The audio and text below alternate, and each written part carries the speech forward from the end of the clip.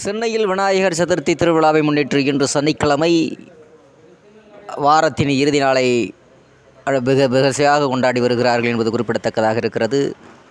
குறிப்பாக சென்னையில் விநாயகர் சதுர்த்தி திருவிழா என்பது மக்கள் தொடர்ந்து விநாயகருக்கு புகழ்பாடி அந்த விநாயகர் சதுர்த்தி விழாவை கொண்டாடி வருகிறார்கள் என்பது குறிப்பிடத்தக்கதாக இருக்கிறது.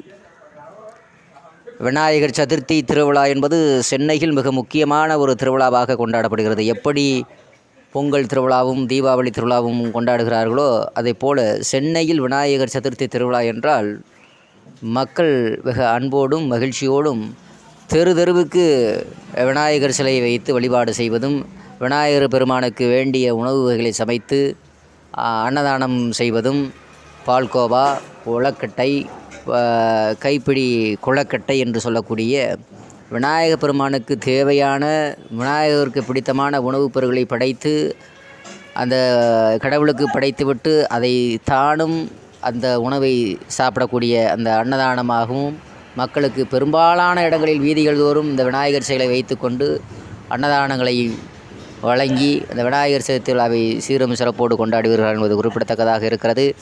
இந்த விநாயகர் சதுர்த்தி விழா சென்னையில் மட்டுமே குறிப்பாக வீதிகள் தோறும் பயங்கரமாக கொண்டாடுகிறார்கள் என்பது குறிப்பிடத்தக்கதாக இருக்கிறது. இந்த விநாயகர் சதுர்த்தி விழாவில் நாமும் விநாயகரை வணங்கி நாடு